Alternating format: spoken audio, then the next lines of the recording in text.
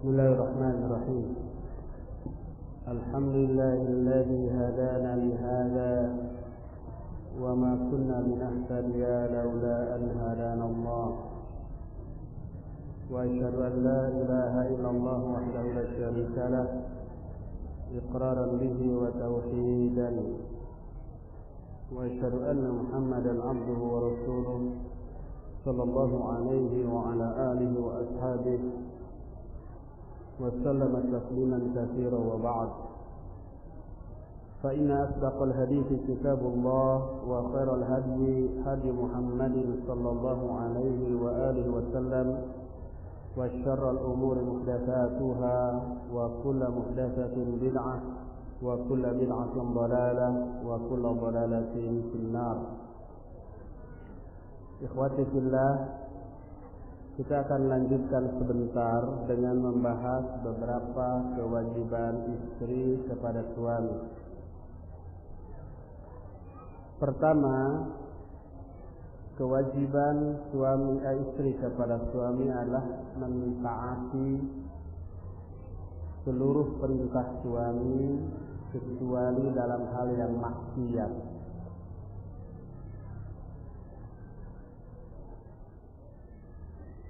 Dalam salah satu hadis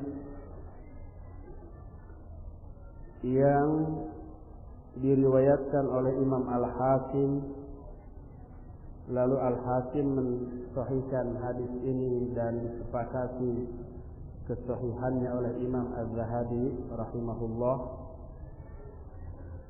diterima dari Husain bin Muhsin. Kata Husain, haddatsatni ammi qalat ataitu Rasulullah sallallahu alaihi wasallam fi ba'd al-hajah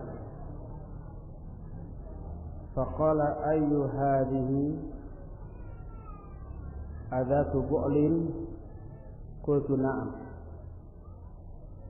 qala kayfa anti lahu qalat ma aluh yakni ma uqassiru fi ta'ati illa ma ajiztu anhu. Qala fanduri aina anti minhu fa innama huwa jannatuki wa naru. Kata Husain, bibiku telah menceritakan kepadaku. Bibinya ini seorang wanita sahabiyah sezaman dengan Nabi sallallahu alaihi wasallam. Kata bibinya, aku datang kepada Rasul sallallahu alaihi wasallam untuk suatu keperluan. Ditanya oleh Nabi, siapa ini? Apakah kamu punya suami? Dijawab, iya. Beliau bertanya, bagaimana sikapmu kepada suamimu? Aku menjawab, ma'alu.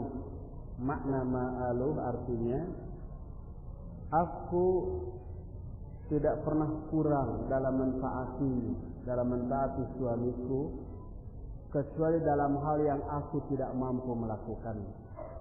Jadi selama mampu dilakukan.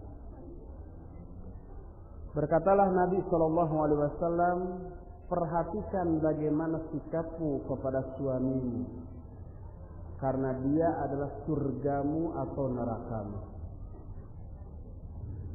Ketika para ulama menjelaskan hadis ini, mereka menjelaskan bahwa suamimu adalah surgamu atau nerakamu.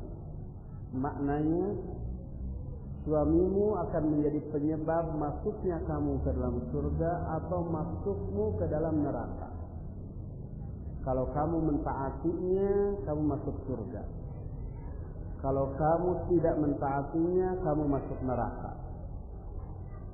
Sebagaimana sebuah hadis diterima dari Abu Hurairah radhiyallahu an, diriwayatkan oleh Imam Ibnu Hibban dalam kitab sahihnya, dan hadis ini disahihkan oleh Syekh Al-Albani rahimahullah. Nabi sallallahu alaihi wasallam bersabda, "Idza shallatil mar'atu khamsaha wa shamat syahraha wa hasunat farjaha wa ata'at zawjaha qila laha udkhulil jannata min ayyi abwabil jannati syi'ti. Bila seorang wanita mampu memelihara salatnya yang 5 waktu, saum 1 bulan penuh di bulan Ramadan, memelihara farajnya dan mentaati suaminya, akan dikatakan kepada wanita itu, silakan kamu memasuki pintu surga. Silakan kamu melalui surga melalui pintu mana saja yang kamu suka. Syekh Muhammad bin Shalih Al-Utsaimin rahimahullah menjelaskan bahwa yang dimaksud dengan silakan kamu masuk surga melalui pintu mana saja yang kamu suka, maknanya kita tahu surga itu ada 8 pintu. Ada pintu sholat, pintu saum yang disebut Rayyan, pintu jihad, pintu sedekah, dan ada 8 pintu. Orang yang ahli sholat dia akan masuk surga melalui pintu sholat. Ahli saum melalui pintu Rayyan. Ahli jihad melalui pintu jihad. Kalau seseorang melakukan seluruh amalan itu, dia ahli sholat, ahli saum, ahli jihad dan seterusnya, dia boleh masuk surga melalui pintu mana saja yang dia suka. Sehingga hadis ini maknanya seorang wanita yang memelihara 4 poin yang disebutkan dalam hadis ini. Pertama, salat yang 5 waktu, yang kedua saum Ramadan, ketiga memelihara kehormatan diri, dan yang keempat mentaati suami. Seorang wanita yang memelihara 4 poin ini akan diberi hidayah taufik oleh Allah. Dengan hidayah itu dia akan melakukan ibadah, salat, saum, zakat, jihad dan seterusnya, sehingga dia menjadi ahli bagi amalan-amalan itu seluruhnya, sehingga dia berhak memasuki surga melalui pintu mana saja yang dia suka. Oleh karena itulah maka seorang wanita yang solihah, yang disebut dengan sebaik-baik wanita, salah satu kriterianya adalah mentaati suaminya. Kata Nabi SAW, khairun nisa imra'atun idza nadarta ilaiha saratta wa idza amartaha ata'atta wa idza ghibta anha hafizatka fi malika wa nafsiha. Sebaik-baik wanita adalah seorang istri yang apabila kamu sebagai suaminya memandang kepadanya, dia menyenangkan engkau. Bila engkau memerintahkan kepadanya, dia mentaatimu. Dan bila engkau tidak ada di hadapannya, dia memelihara kehormatan dirinya dan memelihara hartamu. Ketika menjelaskan hal ini, para ulama di antara Syekh Al-Utsaimin menyatakan, yang dimaksud seorang wanita yang solihah adalah wanita yang ketika dipandang oleh suaminya menyenangkan dirinya, adalah mencakup menyenangkan dari 2 sisi. Sisi yang pertama adalah penampilan fisik, dengan cara berdandan di hadapan suaminya, dengan cara dia berpenampilan yang wangi, yang bersih, yang fresh, yang seger. Oleh karena itu seorang wanita yang berdandan, tampil fresh, seger di hadapan suaminya untuk menyenangkan suaminya, perbuatan itu jelas berpahala dan menggugurkan dosa. Sehingga seorang wanita yang solihah bukanlah wanita yang tidak peduli terhadap penampilan dia di hadapan suaminya. Udah puluhan tahun inilah berumah tangga, kayaknya udah bosen. Akhirnya dia pakai baju yang beleal. Mandi, kalau nggak keluar nggak mandi selama seminggu juga. rambut asak-asakan sejana banyak tutuan. Dan ketika berpapasan dengan suaminya harus menahan nafas. Itu bukan kriteria wanita yang sholihah. Penampilannya dijaga, diperhatikan, pakai pakaian yang bagus yang disenangi oleh suaminya. Memakai umpamanya kosmetik yang memang secara syar'i tidak terlarang dan itu disukai oleh suaminya bila istrinya memakainya. Memakai parfum khusus spesial untuk di rumah untuk suaminya dibolehkan, bahkan dipahalai. Ini sisi pertama yang membuat suaminya suka dan senang ketika melihat istrinya. Sisi yang kedua menyenangkan dari aspek roman wajah, ekspresi wajah. Ekspresinya cerah, ceria, ramah, menyenangkan ketika dipandang, full senyum. Tidak dia berdandan tapi semrut manyun seperti oplet butut. Tidak seperti itu. Walaupun umpamanya cantik, berdandan dan wangi, tapi penampilannya atau ekspresi wajahnya manyun terus, cemberut terus, baut terus. Ketika ditanya jutek, ketika sekali bicara membentak, sehingga suaminya enggan untuk menyapa. Suaminya tidak mau meliriknya, apalagi melihat dan menatapnya, karena menatapnya, melihatnya disemberuti. Makanya Al-Imam Ibnu Katsir rahimahullah ketika menafsirkan Al-Quran surah An-Nisa 34 yang menjelaskan wallati takhafuna nusuzahunna fa'izuhunna. Adapun wanita-wanita yang kalian khawatirkan akan berbuat nusuz, fa'izuhunna, didik mereka. Kata Al-Imam Ibnu Katsir, nusuz maknanya adalah jur'ah ala zawjiha, berani sulangu kepada suaminya, terus wahya ghadibah alaiha, dia juga marah dan cemberut kepada suaminya. Setiap kali seorang istri menunjukkan kecemberutan, kemanyunan kepada suaminya, saat itu dia terjerumus ke dalam sikap nusuz.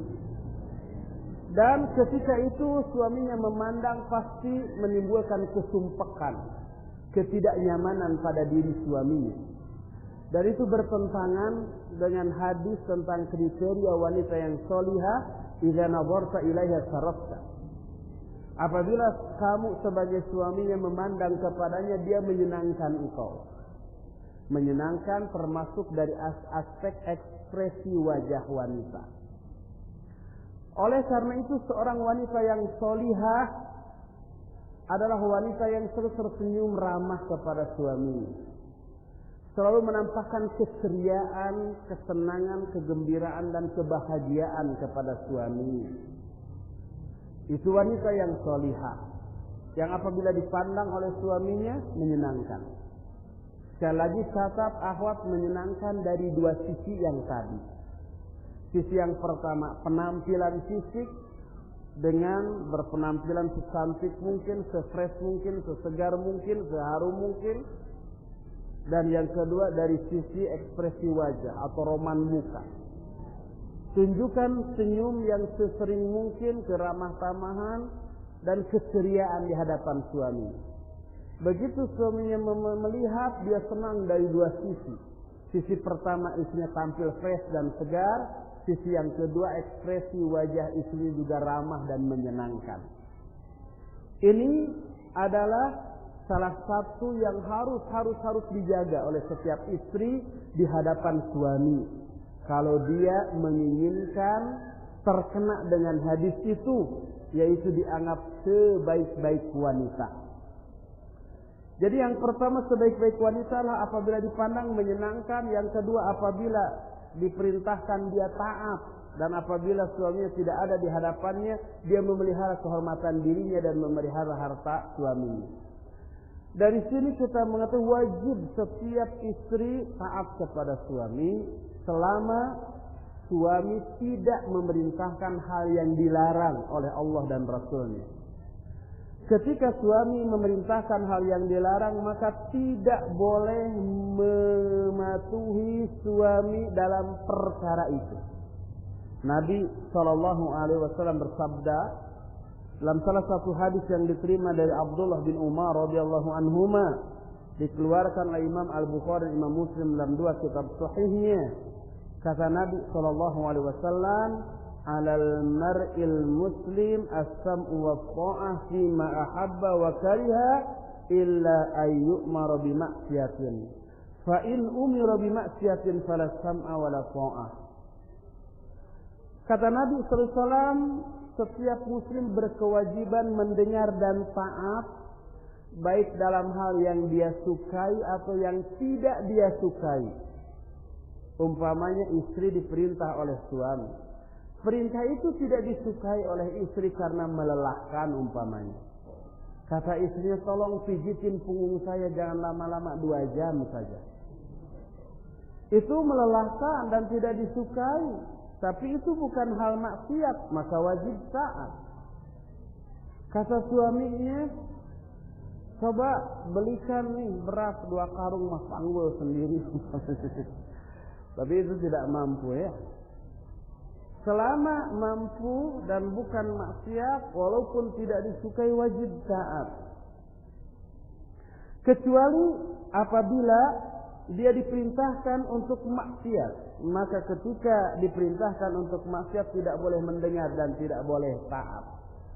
Seperti seorang suami kepada istrinya, "Sholat, buka kerudunglah," ribet lihatnya juga, saya malu mendampinginya. Itu perintah kepada kemaksiatan, tidak boleh untuk dilaksanakan. La ta'ata li makhluqin fi ma'siyatil khaliq. Tidak boleh taat kepada makhluk dalam bermaksiat kepada Khaliq, kepada Allah Subhanahu wa taala. Kata suaminya umpamanya, "Tolong belikan saya umpamanya rokok sabos." Maka tidak boleh untuk ditaati karena itu adalah kemaksiatan. Dan ta'awun 'alal ismi wal udwan, sama dengan kerjasama dalam dosa dan permusuhan. Apalagi sekarang umpamanya MUI kemarin-kemarin, Muhammadiyah baru-baru ini telah berani mengeluarkan fatwa haram untuk rokok. Lebih baik terlambat daripada tidak sama sekali. Kalau para ulama di Timur Tengah sejak dahulu sudah mengharamkannya, di Indonesia baru sekarang lumayan, Tibatan tidak sama sekali. Oleh karena itu, ketika suami memerintahkan kepada kemaksiatan, tidak boleh untuk ditaati. Dan tidak mentaati suami dalam hal itu tidaklah berdosa. Allah berfirman dalam Al-Quran, surah An-Nisa ayat 34, "Fa'in ata'nakum fala tabghu 'alaihinna sabila." Kalau para wanita sudah mentaati kalian, maka janganlah kalian mencari-cari kesalahan untuk menyudutkan istri kalian. Inilah kewajiban yang pertama seorang istri kepada suami, yaitu mentaatinya dalam segala perintahnya, baik yang disukai ataupun yang tidak disukai, selama tidak diperintah kepada hal yang maksiat. Ini yang pertama. Kedua, istri haram melakukan saum sunnat di saat suaminya ada, kecuali dengan meminta izin kepada suaminya dan diizinkan.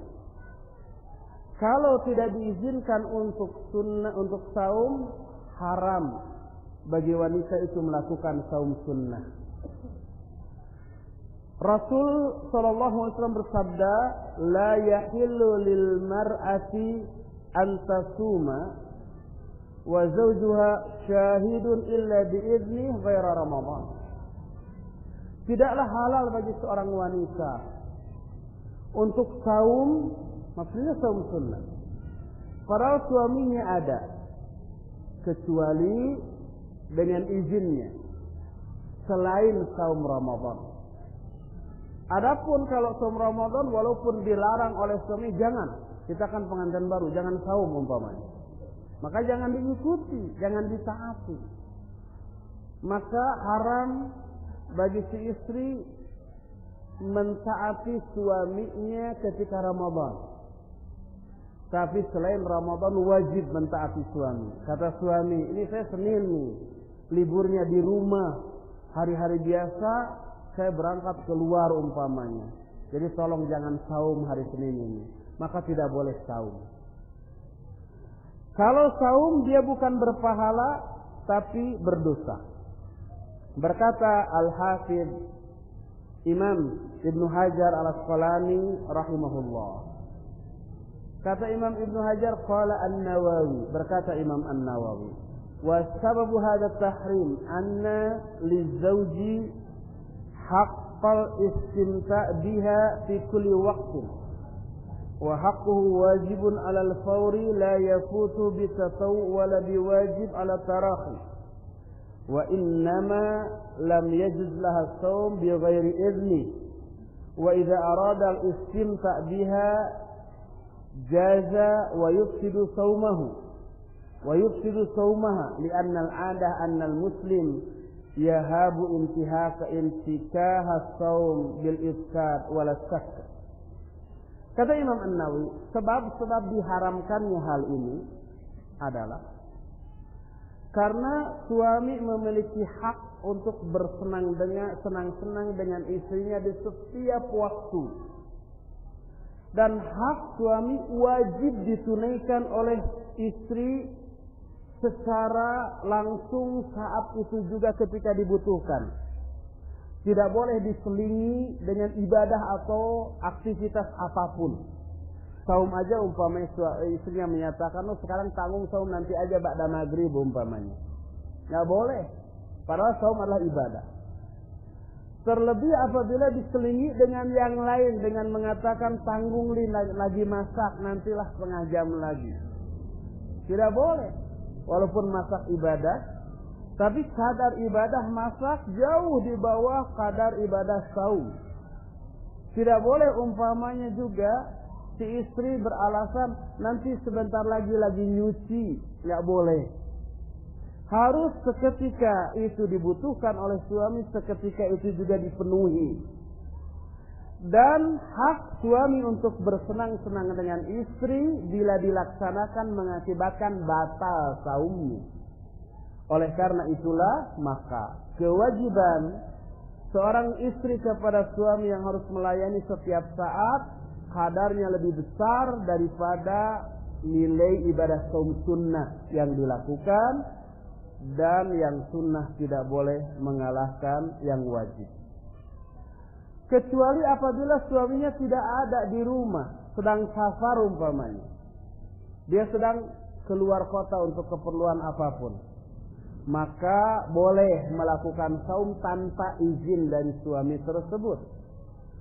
Nabi menyatakan mengqayyid wa zawjuha syahid, dan suaminya ada menunjukkan kalau suaminya tidak ada dibolehkan dia untuk melakukan saum sunnah. Terkecuali ketika suaminya tidak ada lalu istrinya saum, lalu sebelum maghrib suaminya pulang, maka si istri wajib meminta izin. Saya sedang saum, apa saya harus batalkan saum atau melanjutkan? Kata suami, batalkan sekarang. Batal. Dan membatalkannya tetap memperoleh pahala dari saumnya. Karena dia punya uzur.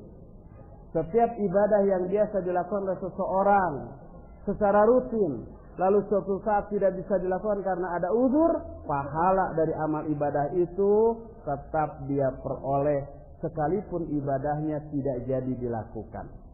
Inilah poin yang kedua. Ketiga, alla ta'zana li ahadin fi baitihi illa bi'izni. Tidak boleh seorang istri mengizinkan seorang pun masuk rumahnya tanpa izin suaminya. Siapapun yang masuk itu termasuk, ingat, Termasuk yang minta izin masuk itu orang tua dari si istri itu. Saudara dari si istri itu, adiknya atau kakaknya. Tapi kalau tidak diizinkan oleh suami, tidak boleh si istri mengizinkan orang tuanya masuk. Contoh umpamanya, seorang istri memiliki orang tua dengan karakter yang buruk. Orang tuanya ini suka menghasut anaknya untuk morotin suaminya umpamanya. Atau orang tuanya ini suka ngegosip, suka bergibah, suka melakukan perbuatan-perbuatan yang madarat dan bisa mempengaruhi istrinya dengan pengaruh yang buruk. Suaminya bilang begitu. Karena itu dia berpesan, ketika saya tidak ada, kalau ada ibumu datang, bapakmu datang, kakakmu atau adikmu atau siapapun, jangan buka pintu. Karena melihat madarat yang muncul, maka si istri tetap tidak boleh mengizinkan, walaupun yang datang orang tuanya. Tapi kalau tidak ada keburukan atau madarat yang ditimbulkan dari kunjungan orang tua, terus oleh suaminya tidak diizinkan, ini keterlaluan. Maka si istri boleh mempertanyakan, itu yang datang ibu saya, bapak saya, kenapa tidak diizinkan? Kalau dia nggak punya alasan, maka dia dosa. Tapi kalau dia punya alasan, karena ibumu, bapakmu itu berpengaruh buruk bagi dirimu umpamanya, maka maklum, si istri wajib taat. Terlebih apabila yang masuk adalah orang lain dan laki-laki. Inilah ada tubrukan antara norma syariah dengan norma adat. Adat dalam kehidupan masyarakat sosial di negara kita. Jadi kalau umpamanya ada tamu laki-laki, suaminya nggak ada istrinya di rumahnya, menurut syariat Islam nggak boleh dibukakan pintu. Dia harus bilang dengan pintu tetap tertutup, maaf suami saya sedang tidak ada. Datanglah lagi nanti jam sekian, atau besok atau kapan, atau telepon dulu suami saya. Itu secara syar'i. Dan si tamu wajib kembali lagi dan tidak boleh memaksa. Saya sebentar kok gitu. Sebentar cuma semenit, nggak boleh maksa. Sekalipun hal ini beresiko dianggap sesopan, kubatur.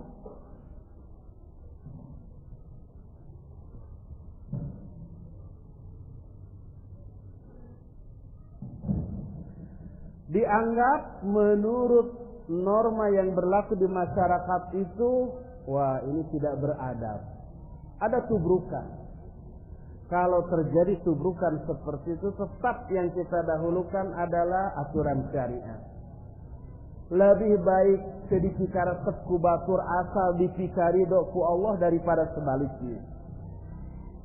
Oleh karena itulah maka tidak boleh bagi seorang istri memberi izin kepada siapapun untuk masuk rumah tanpa izin suaminya. Sebuah hadis dari Abu Hurairah radhiyallahu anhu, Rasul SAW bersabda, la yahillu li imra'atin an tasuma wa zawjuha syahid illa bi'izni wa la ta'zan fi baitihi illa bi'izni. Tidaklah halal seorang istri untuk saum padahal suaminya ada kecuali dengan izin suaminya, dan tidaklah halal seorang wanita mengizinkan seseorang untuk masuk ke dalam rumahnya kecuali dengan izin suaminya. Berdasarkan hal itu, maka kewajiban istri kepada suami yang ketiganya adalah tidak boleh memasukkan siapapun ke rumah suaminya tanpa izin. Keempat, alla takhruja min baitihi illa bi'izni. Tidak boleh seorang istri keluar rumah tanpa izin suaminya. Sekalipun keluarnya itu dalam rangka ibadah, dalam rangka haji umpamanya, dalam rangka sholat ke masjid, dalam rangka ngaji ke masjid, maka tidak boleh kecuali dengan izin dari suami. Sebuah hadis dari Ibnu Umar radhiyallahu anhuma, anna imra'atan atathu faqalat ma haqqu zawji ala imra'atih. Ada seorang wanita yang datang kepada Nabi sallallahu alaihi wasallam. Lalu dia bertanya, apakah hak suami atas istri? Kalau hak suami atas istri berarti kewajiban istri terhadap suami. Dijawab oleh Nabi sallallahu alaihi wasallam, alla tamna'ahu nafsaha wa in kanat ala dhahri qutubin wa la tu'ti min baitihi syai'an illa bi'idni fa in fa'alat dhalik kana lahu al-ajru wa 'alayha al-wizru wa la tasumu tatawwu'an illa bi'idni fa in fa'alat wa atamat lam tu'jar wa alla takhruja min baitihi illa bi'idni fa in fa'alat la'anatha al-malaikatu malaikatul ghadab wa malaikatur rahmah hatta tatuba wa tarji. Qila wa in kana zaliman, qala wa in kana zalima.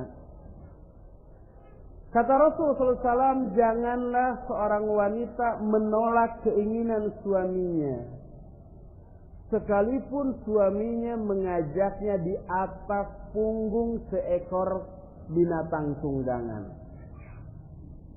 Maka tidak boleh menolak, apalagi di tempat yang lebih layak. Dan janganlah seorang istri memberikan sesuatu pun dari rumah suaminya kepada orang lain kecuali dengan izin suami. Apapun yang diberikan itu baik makanan, uang, barang, baju-baju bekas suaminya diberikan kepada orang lain. Apapun yang ada di rumah suami tidak boleh diberikan kepada orang lain kecuali dengan izinnya. Kalau wanita itu melakukan itu, umpamanya ya ada pengemis pakai pakaian compang camping, si istri kasihan, suaminya nggak ada, diambilnya baju suami yang terjelek diberikan kepada si pengemis itu. Kalau dia melakukan itu, suaminya dapat pahala, istrinya dapat dosa, karena dia tidak izin dulu kepada suami. Maka haram untuk memberikannya. Kecuali kalau zaman sekarang kan mudah, ada telepon ya, Pak ada pengemis nih compang camping gitu. Kan ada tuh baju bapak yang paling jelek yang dulu harganya 10 juta, tapi sekarang udah jelek banget gitu. Berikannya, kalau kata semua ya udah berikanlah, kasihan. Boleh. Kalau enggak atau tidak bisa dihubungi suaminya sehingga tidak diperoleh izinnya, maka tidak boleh diberikan. Dan janganlah seorang istri saum sunat kecuali dengan izin suaminya. Kalau dia melakukan itu dan menyempurnakan saumnya, maka dia tidak memperoleh pahala dari saumnya. Dan janganlah seorang wanita keluar dari rumahnya kecuali dengan izin suaminya. Kalau dia melakukan itu, para malaikat melaknatnya, baik malaikat ghadab ataupun malaikat rahmat, sampai dia tobat atau kembali. Ditanya oleh sahabat, wa in kana zaliman, walaupun suami itu zalim, galak umpamanya, sahau kadua gaplok, katilu nyabok, kaopat nyolok, kalima nonjok dan seterusnya umpamanya. Galak, walaupun zalim suaminya, kata Nabi sallallahu alaihi wasallam, ya walaupun zalim jangan keluar. KDRT itu namanya. Jadi nggak boleh seorang wanita kabur dari rumah suaminya, baik dekat ataupun jauh. Selama kabur di luar rumah, selama itu dilaknat dia oleh para malaikat, malaikat ghadab dan malaikat rahmat. Berkata Syekhul Islam, wala yahillu lizawjah an takhruja min baitiha illa bi'idznih, wala yahillu li ahadin an ya'khudhaha ilayhi wa yahbisuha an zawjiha, sawa'un kana dzalika likauniha murdi'an aw likauniha qabilatan aw ghairu dzalik min as-sana'at. Wa idza kharajat min baiti zawjiha bighairi idzni kanat nasijatan asiyatan lillahi wa lirasulih mustahiqatan lil uqubah. Kata Syekhul Islam, tidaklah halal bagi seorang istri untuk keluar dari rumah suaminya tanpa izin suaminya. Dan tidak juga halal bagi seorang pun untuk mengambil istrinya kemudian ditahan di rumah orang yang ngambil itu. Sekalipun umpama yang ngambil itu orang tuanya sendiri. Sinilah, daripada dibegitu-begitukan oleh suamimu, pulang saja ke sini lalu ditahan oleh orang tuanya. Tidak halal, dosa orang tuanya. Baik diambilnya itu untuk menyusui atau untuk pekerjaan-pekerjaan lainnya. Kalau wanita itu keluar rumah suaminya tanpa izin suaminya, dia wanita yang nusuz, yang maksiat kepada Allah dan Rasulnya, dan berhak untuk memperoleh azab. Ini dikemukakan oleh Syekhul Islam dalam kitab Majmu' Fatawa. Berkata Al-Imam Ibnu Qudamah Al-Maqdisi rahimahullah, "Walizawj man'uha min al-khuruj min manzilihi ila ma laha minhu budda, sawa'un aradat jaratu walidayha aw i'adatihima aw hudur janazati ahadihima." Seorang suami berhak melarang istrinya untuk keluar dari rumahnya, sekalipun keluarnya itu untuk sesuatu yang penting tapi tidak diizinkan oleh suami. Seperti umpamanya menziarahi kedua orang tuanya, melayat orang tuanya yang sakit, atau menghadiri pemakaman jenazah orang tuanya. Orang tua istri meninggal umpamanya. Kata suaminya, kamu jangan keluar rumah, tetap di sini. Maka wajib mentaati suami, tidak boleh keluar. Walaupun untuk menziarahi orang tuanya. Berkata Imam Ahmad bin Hanbal, kata beliau ketika ditanya tentang seorang wanita yang sudah punya suami dan ibu dari wanita itu sakit. Kata Imam Ahmad, ta'atu zawjiha aujabu 'alaiha min ummiha illa ayyadhana laha. Mentaati suaminya lebih wajib bagi wanita itu daripada menziarahi ibunya, kecuali kalau suaminya mengizinkannya. Akan tetapi seorang suami tidak boleh melarang istrinya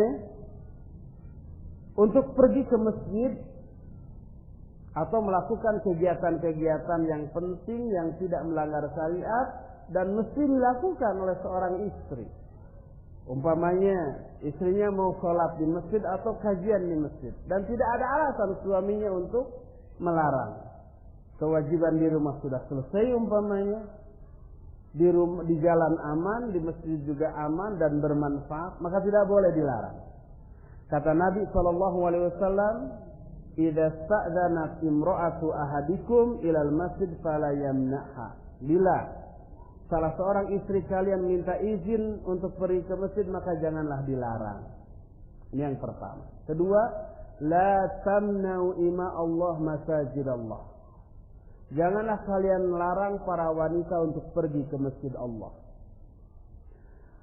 Ke masjid bagi wanita tidak wajib, sunnah.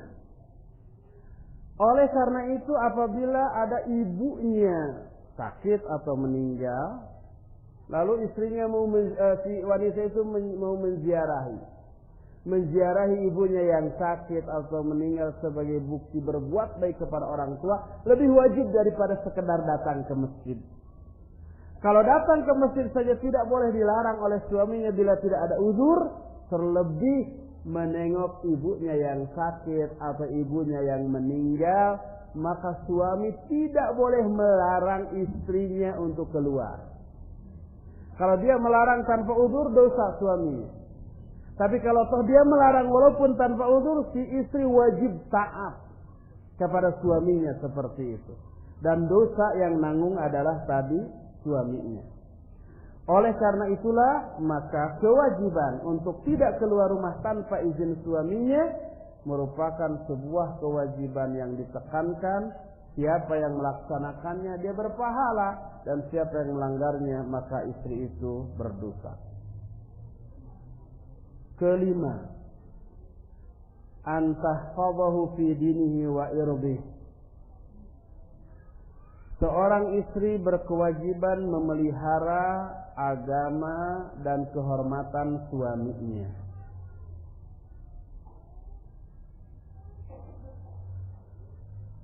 Memelihara kehormatan suaminya dengan cara tidak bertabarruj, tidak membuka aurat di hadapan laki-laki asing, tidak mendekatkan dirinya kepada kehinaan.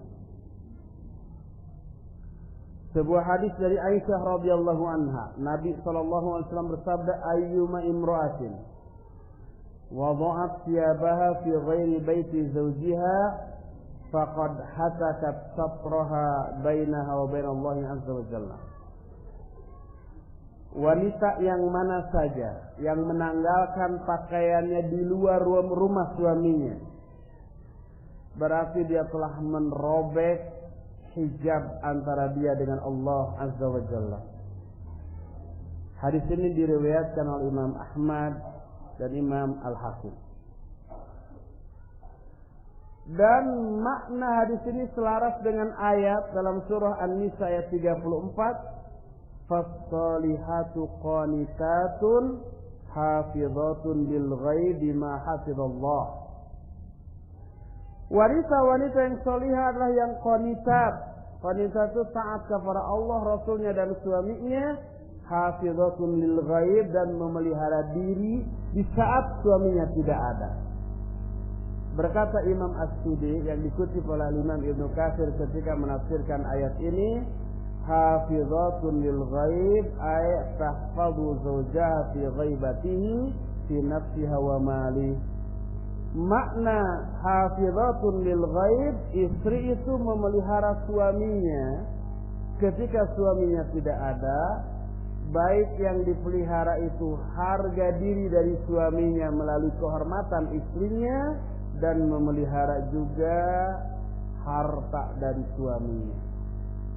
Inilah yang kelima. Keenam, memelihara hartanya. Tadi sudah disebutkan. Ketujuh, mengikuti suami dalam hal tempat tinggal, rumah. Kedelapan, melayani suaminya dan mengurus rumah yang ditinggali, ditempati bersama suaminya. Kesembilan, bersyukur, berterima kasih atas semua jasa dan kebaikan suami. Dan yang terakhir, yang ke-10 adalah menyusui anak-anaknya, memeliharanya dan mendidik anak-anak mereka. Inilah 10 poin kewajiban istri kepada suami. Poin-poin terakhir ini ngebut karena waktunya sudah hampir habis. Jatah kita cuma sampai jam 2. Sebab di atas jam 2 ada acara khusus ibu-ibu. Saya nggak tahu apakah arisan atau apa. Oleh karena itu harus diakhiri secara ringkas sampai di sini. Insya Allah besok mungkin kita akan lanjutkan dengan hal-hal lain yang belum terserangkan pada kesempatan sekarang ini. Sebelum kita masuk kepada sesi tanya jawab, kita akan masuk dulu kepada acara door prize.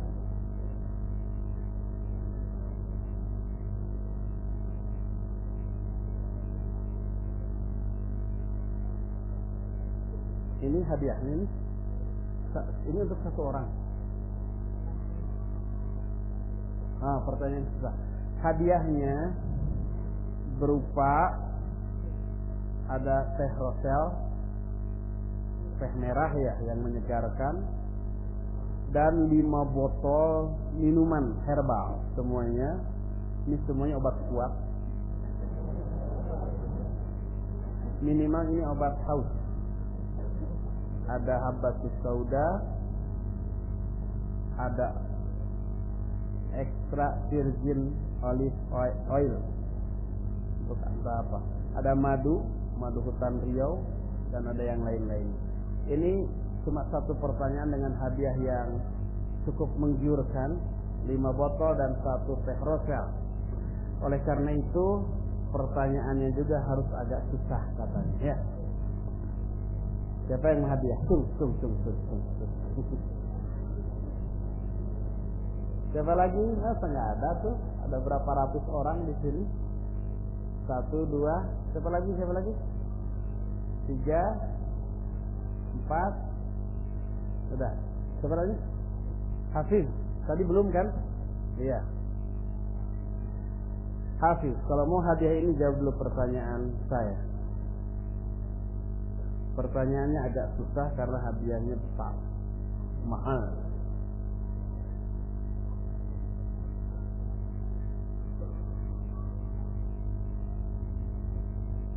Iya.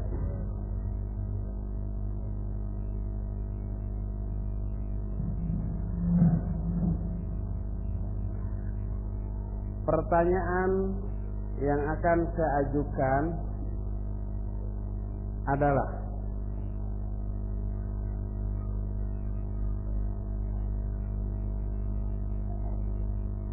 ntar mikir dulu.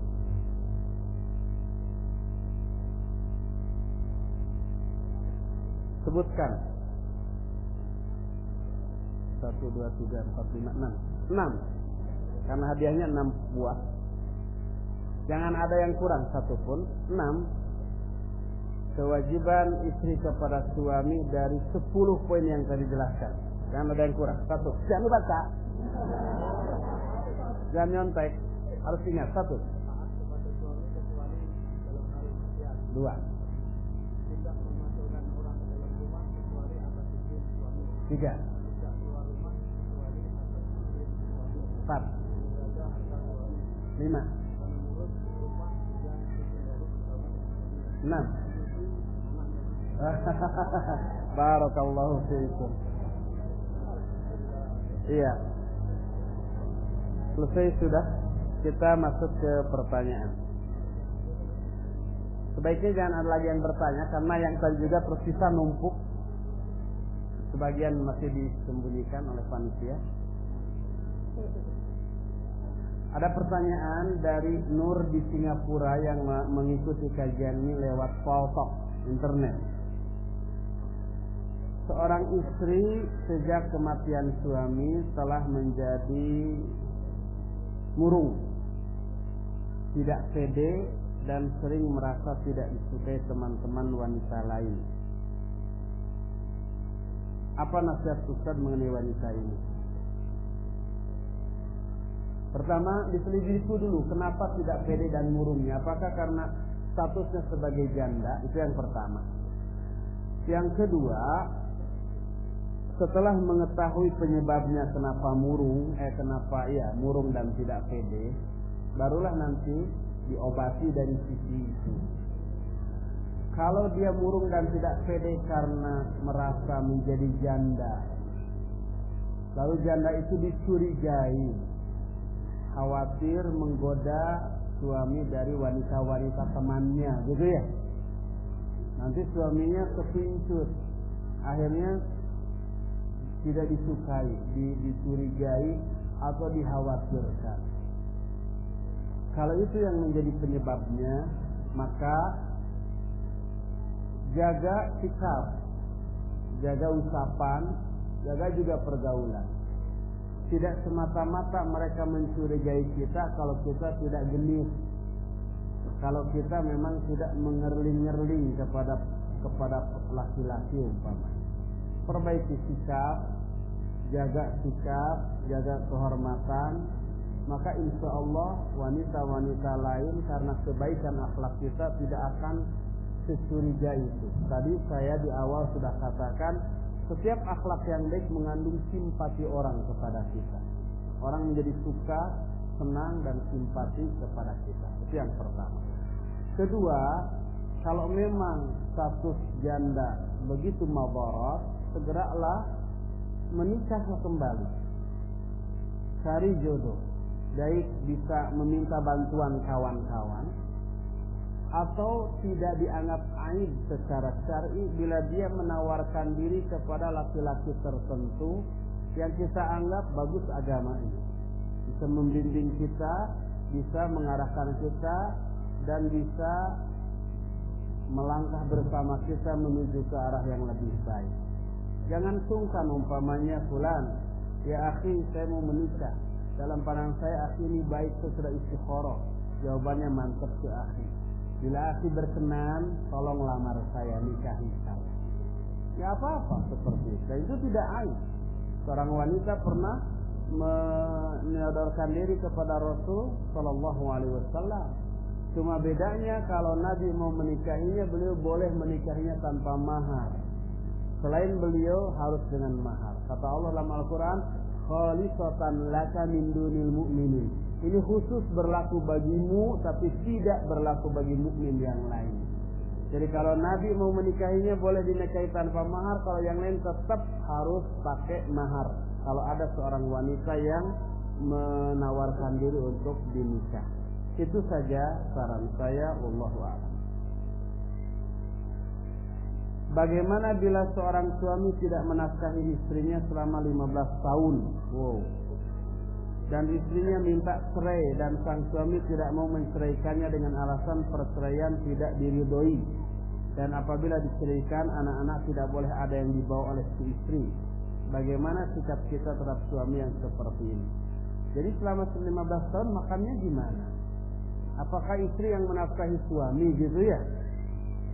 Itu pertama. Kedua, kalau memang suami tidak bisa menafkahi istri, secara syar'i si istri boleh meminta cerai, dan meminta cerai tidak berdosa karena hak dia. Kalau suami yang tidak mau menceraikan dengan alasan cerai itu tidak diridhoi, kata siapa tidak diridhoi?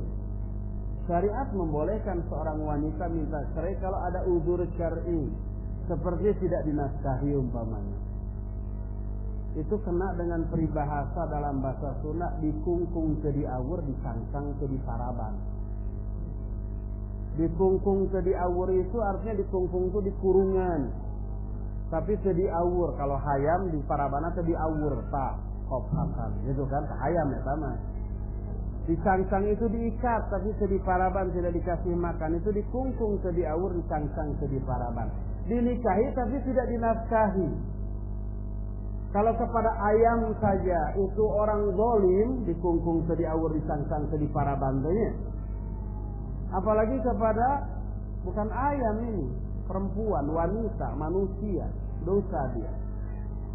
Jadi boleh meminta cerai. Kalau si suami tidak mau menceraikannya, boleh mengajukan khulu. Dan bila alasan demikian, saya yakin hakim akan mengabulkan yang seperti itu. Terus kalau alasannya syar'i, maka Allah ridha. Adapun hadis yang menyatakan abghadul halali indallahi at-talaq, itu bukan hadis, la aslalahu. Barang halal yang dibenci oleh Allah adalah talak. Masa halal tapi dibenci, maka itu tidak benar. Jadi kalau alasannya benar, dibolehkan. Makanya ketika Umar menyuruh anaknya, yaitu Ibnu Umar, menceraikan istrinya, padahal dia masih mencintai istrinya, dia minta fatwa kepada Rasul SAW. Kata Nabi SAW, ati abaka, taati bapamu. Nabi mendukung perintah Umar untuk menceraikan, agar anaknya ini menceraikan istrinya, yang menunjukkan bila alasannya syar'i, maka perceraian itu dibolehkan secara syariat. Kalau kalau bercerai anak-anak tidak boleh ada yang dibawa oleh si istri. Nah, untuk di Indonesia ya nanti hak pengasuhan anak itu nanti diatur. Anak-anaknya sebesar apa, kalau masih kecil itu masih wewenang dari ibunya, bukan suaminya. Tapi lebih utama sebelum sampai ke sana itu jurus pamungkas, tidak boleh dikeluarkan sebelum jurus-jurus lainnya keluar terlebih dahulu ya. Yaitu coba diingatkan dulu, dinasihati suami supaya mau mencari nafkah dan menafkahi istri dan anak-anaknya. Dijelaskan bahwa itu kewajibannya, tanggung jawabnya, dan nilai kehormatan seorang laki-laki itu dilihat salah satunya dari hal itu. Sejauh mana dia bertanggung jawab kepada istri dan anak-anaknya. Mana yang lebih baik, melanjutkan ta'adud tapi tidak bisa berlaku adil atau tidak bisa menjalankan syariat? Kedua, bercerai karena sudah merasa berat menjalankannya. Kalau umpah sudah terlanjur dua nih, tapi nggak bisa adil, apakah harus diceraikan salah satu atau tidak? Jangankan dua, satu aja. Tapi hukum Allah tidak bisa ditegakkan di dalam rumah tangganya. Allah menyatakan cerai. Allah Subhanahu wa ta'ala berfirman dalam Al-Quran. Kata Allah Subhanahu wa ta'ala, janganlah kalian menikah hatta sampai kalian mampu ayyuqima hududallah, untuk menegakkan hukum-hukum Allah. Untuk menegakkan hukum-hukum Allah baru silakan menikah. Tapi kalau hukum Allah dalam rumah tangganya tidak bisa ditegakkan karena ketidakmampuan, dan ketika dilanjutkan terus awet tapi rajet, banyak menimbulkan madarat, banyak menimbulkan dosa daripada maslahat, maka baru cerai di sana lebih disukai. Umpamanya seorang suami punya istri, tapi istrinya na'udzubillah akhlaknya bejat luar biasa, nutut, ngangkrang ke suami, ngangkrang itu berani menentang suami, dinasihati malah melawan umpamanya. Tidak ada perubahan dan memalukan kehormatan suami. Kata Rasulullah SAW, salasatun idza da'allaha lam yastajib lahum. Ada 3 golongan manusia yang apabila mereka berdoa kepada Allah, Allah tidak akan mengabulkan doa mereka. Salah satu di antara 3 ini adalah rajulun lahu imra'atun sayyatul khuluq wa lam yutalliqha. Seorang laki-laki yang punya istri yang berakhlak jelek tapi tidak diceraikan juga. Maka kalau secara syar'i itu boleh diceraikan, cerai lebih baik. Makanya Umar meminta anaknya untuk menceraikan istrinya dan didukung oleh Rasul sallallahu alaihi wasallam. Menunjukkan kalau secara syar'i lebih baik diceraikan, ceraikan. Itu satu. Apalagi kalau dua. Kalau dua dilanjutkan tapi tidak bisa berbuat adil, selalu zalim kepada salah satu, wah itu nanti di akhiratnya pincang, akan miring jalannya tuh. Dan itu sebuah kehinaan. Wallahu a'lam bishawab.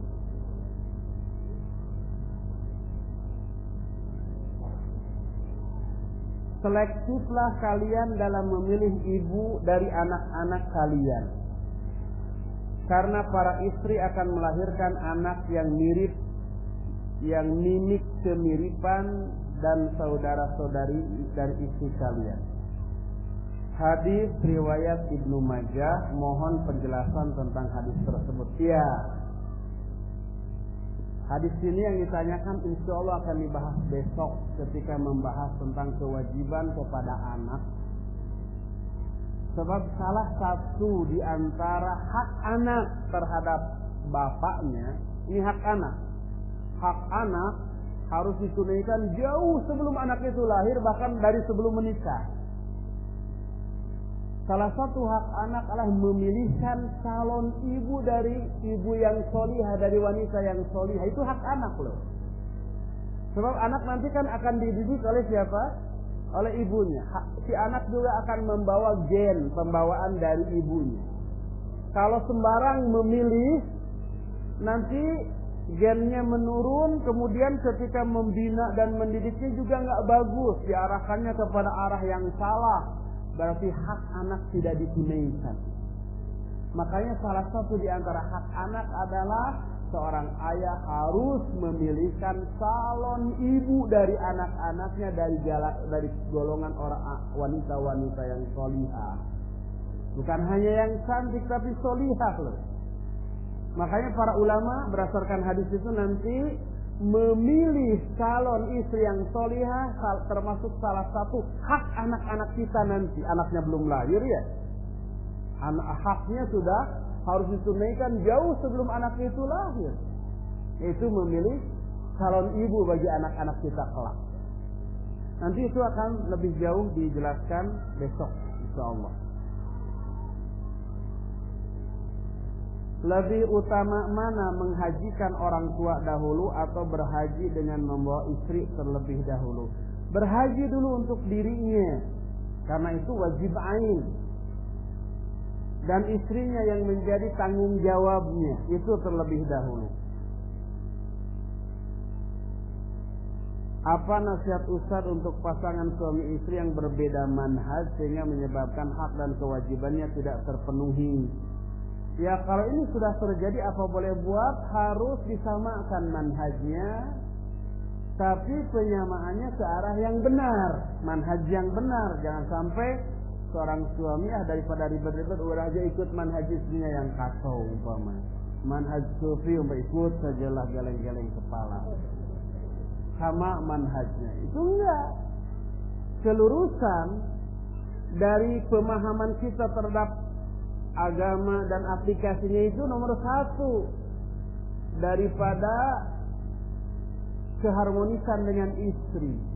Mana yang lebih dipilih, harmonis dengan istri tapi sesat gitu ya, atau berada di atas kebenaran walaupun sering bentrok dengan istri? Maka yang dijawab, yang dipilih adalah yang kedua, karena yang kedua ini menyangkut hak Allah Subhanahu wa ta'ala, kewajiban kita kepada Allah Subhanahu wa ta'ala. Jadi samakan manhaj di atas manhaj yang lurus, barulah itu akan menjadi salah satu penunjang harmonisnya rumah tangga. Ini bagi yang sudah. Bagi yang belum, nah ini nih, jangan sampai beginilah gampang. Nanti setelah nikah dihina, gombal itu. Jadi ya Ustaz, saya ingin tantangan, saya akan milih akhwat yang semanhaj. Saya ingin milih wanita ahli bidah biar saya ada pahala mendakwahinya dan mendidiknya. Gombal. Yang sudah semanhaj aja dididiknya agak sulit ya, apalagi yang beda. Lebih baik kita milih yang sudah jadi tinggal di dalam pengurusan daripada yang amat bengkok sekali lalu harus diperbaiki semuanya. Jadi pilihlah yang lebih selamat. Bagaimana kontribusi seorang istri terhadap masyarakat sedangkan waktunya habis mengurusi rumah tangga? Jangan dikira mengurus rumah tangga tidak memiliki kontribusi terhadap kemaslahatan masyarakat. Besar sekali. Dengan menunaikan kewajiban dia sebagai istri kepada suami dan anak-anak, kontribusinya besar. Dengan terpenuhinya semua kebutuhan suami berkiprah di masyarakat. Kiprahnya maksimal dan memberi manfaat yang banyak karena dukungan istri dari dalam rumah. Anak-anaknya juga soleh-solihah, membawa manfaat pada umat. Itu akibat pendidikan istri. Ada sebuah kisah yang dituturkan oleh Al-Imam Az-Zahabi rahimahullah. Antum pernah mendengar seorang ulama yang diberi julukan Ibnu Daqiqil Id? Tahu nggak Daqiqil Id itu apa artinya? Daqiq itu tepung. Id ya Id, Idul Fitri. Tepung untuk Idul Fitri, adonan kue terbuat dari tepung untuk membuat kue pada Idul Fitri. Disebut demikian karena ada sebuah kisah. Ketika Ibnu Daqiqil Id, seorang ulama yang ketika ngaji, ketika ceramah bagus disukai oleh murid-muridnya. Semua orang memuji. Hanya Ibnu Daqiqil Id, istrinya tidak pernah disebut-sebut. Para keberhasilan suaminya karena dukungan istrinya di rumah. Istrinya ingin membuktikan tanpa dukungan istrinya, suaminya tidak akan sesukses itu. Suatu saat Ramadan menjelang Idul Fitri, istrinya merengek. Besok Idul Fitri itu. Biasanya banyak tamu. Kita nggak punya persediaan kue, makanan untuk menjamu tamu kita. Nggak ada Daqiqul Id. Nggak ada adonan tepung untuk Id, Daqiqul Id. Suaminya nggak sempat lagi nyari. Sudah malam, besoknya mau Lebaran, mempersiapkan materi untuk khutbah. Istrinya merengek-rengek terus. Daqiqul Id, Daqiqul Id, Daqiqul Id. Terus begitu. Sampai esok harinya jadi pikiran. Esoknya ketika khutbah, daqiqil id ini terus mendominasi pikirannya. Sampai kata-kata itu keluar dalam khutbah. Dia menyatakan daqiqil id, daqiqil id. Saat itu ceramahnya tidak begitu mengena. Kaget murid-muridnya. Kemudian selesai khutbah pulang. Dia seperti biasa diiringi oleh murid-muridnya ingin bersilaturahmi ke rumahnya. Sepanjang jalan dia mikir nggak bisa menjamu makanan dengan makanan yang layak bagi tamu-tamunya yang akan berkunjung ke rumahnya. Gimana ini? Kebayang juga istrinya juga akan kebingungan gitu. Apa yang terjadi? Begitu sampai di rumah, makanan sudah terhidang dan tersedia secara lengkap. Tentramlah dia, nyamanlah dia. Dipersilakan tamu-tamunya datang. Masuk. Ditanya oleh istrinya, bagaimana khutbah suami saya tadi? Lain dari biasanya. Dia di tengah-tengah khutbahnya ujug-ujug selengkung daqiqil ini. Barulah istrinya menceritakan. Andai dari dulu dia mengeluhkan semua kebutuhan rumah tangganya, suaminya akan banyak terganggu pikirannya oleh keluhan istrinya. Tapi karena istrinya tidak pernah mengeluh, membuat suaminya sukses dalam dakwahnya, sehingga pikirannya tidak terbebani oleh masalah rumah tangganya. Dan itu yang menjadi kunci sukses dari apa yang dilakukan oleh suaminya tersebut. Lihat betapa besar pengaruh seorang istri kepada kesuksesan seorang suami. Oleh karena itu, kontribusi yang maksimal yang bisa dilakukan oleh seorang istri untuk bisa berkiprah dalam kehidupan bermasyarakat adalah menjalankan tugas dia sebagai ibu rumah tangga yang baik, yang harus melayani suaminya, anak-anaknya, dan kehidupan rumah tangganya. Coba bayangkan, ketika suaminya sukses di luar karena dukungan istri di dalam, kemudian banyak orang luar bertamu ke rumahnya. Kalau rumahnya dalam keadaan semrawut, kabalata seperti kapal baru dibom, itu akan memberikan citra jelek kepada suaminya. Loh, kok rumahnya kayak begini ya ketika bertamu. Tapi kalau begitu, tamu datang ke rumahnya, aduh harum, bersih, segar, fresh, nyaman, tenang, tentram, nggak ada jeritan, tangisan anak-anak, nggak ada rengikan anak-anak, tidak ada barang yang buruk dijuru, dipantau, ngalayah di tengah imam, seperti itu. Maka si tamu akan memberikan apresiasi yang positif. Aduh, rumahnya senyaman ini. Sebagai gambaran betapa nyamannya batin para penghuni dari rumah ini. Siapa sih istrinya? Gitu. Yang jelas yang beberes bukan suaminya. Suaminya keluar terus, tapi istrinya di dalam rumah. Maka baguslah citra dari suaminya tersebut.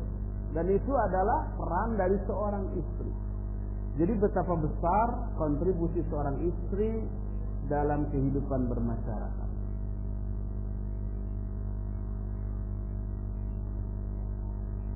Bagaimana jika kita tidak dibolehkan sering-sering menengok orang tua atau ibu oleh suami, padahal kita ingin menemani ibu kita yang sendirian di rumah? Ya, kalau suaminya meminta, itu hak suaminya. Jangan sering-sering menengok ibu setiap hari, sehari 3 kali gitu ya. Akibatnya pekerjaan rumah terabaikan, rumah dibiarkan pabalata, berantakan, kotor, tidak beraturan, terus saja nengok ibu. Salah. Jadi suaminya juga pasti akan mengizinkan selama hal itu tidak mengganggu tugas pokok dia sebagai seorang istri di dalam rumah tangganya.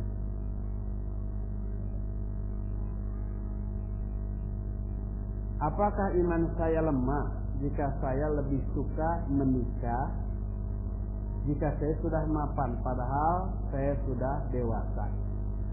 Maksudnya sekarang merasa belum mapan, terus belum menikah dan berjanji kalau sudah mapan baru menikah. Kalau nggak mapan-mapan gimana?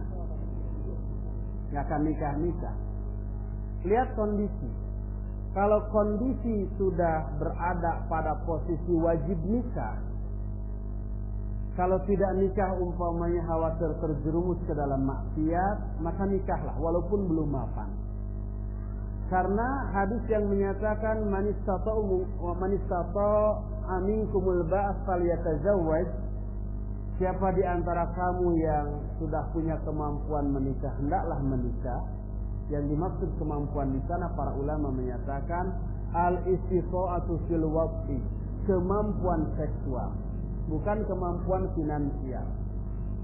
Adapun kemampuan finansial, kata Allah dalam Al-Qur'an, iyakunu fuqara yughnihumullahu min fadli. Kalau calon-calon pengantin ini fakir, miskin, maka Allah akan memberikan kecukupan kepada mereka dari karunia-Nya. Tetap nikahkan walaupun miskin. Seorang wanita menghibahkan dirinya kepada Rasul SAW, lalu Rasul tidak berminat menikahinya. Seorang laki-laki menyatakan, ya Rasulullah, nikahkan dia kepada saya. Kata Nabi SAW, apa yang kamu miliki untuk menikahinya? Enggak punya. Cari walaupun besi dari cincin. Walaupun cincin dari besi. Cincin dari besi gratis itu. Murah meriah. Dia cari enggak punya tuh, bayangkan. Cincin dari besi aja enggak punya. Enggak punya ya Rasulullah. Lalu Nabi bertanya, apa surat apa yang kamu hafal dari Al-Quran? Surat anu. Itulah jadi mahal. Ini miskin. Sampai cincin besi juga enggak punya. Tapi Nabi menikahkan, walaupun miskin, enggak punya kemampuan finansial. Oleh Nabi tetap dinikahkan. Jadi walaupun miskin nikah, kalau memang saatnya sudah mengharuskan dia menikah. Yang bila tidak menikah, khawatir terjerumus dalam maksiat, insya Allah rizki menyusul. Allah berjanji, yughnihumullahu min fadli. Allah akan berikan kecukupan dengan pernikahan ini. Oleh karena itu Abu Bakar menyatakan, atiullaha fi amrin nikah. Taatilah Allah dalam hal perintah menikah, maka Allah akan menetapkan, melaksanakan janjinya untuk memberikan kecukupan rezeki kepada kalian. Lalu Abu Bakar membacakan ayat itu, surah An-Nur. Berkata Abdullah bin Mas'ud, yastamisu rizqa bin nikah, carilah rizki dengan nikah. Oleh karena itulah, maka ikhwan yang bertanya tadi, kalaupun dia belum mapan, tapi mungkin sudah ada penghasilan, tapi posisinya berada pada posisi yang wajib nikah, nikahlah. Insya Allah setelah nikah baru mapan. Orang-orang yang mapan sekarang, itu mungkin mapan itu setelah punya 5 anak. Ketika pertama nikah, bokeh. Anak pertama sedikit bernafas. Anak kedua lebih bernafas. Ketiga dan seterusnya.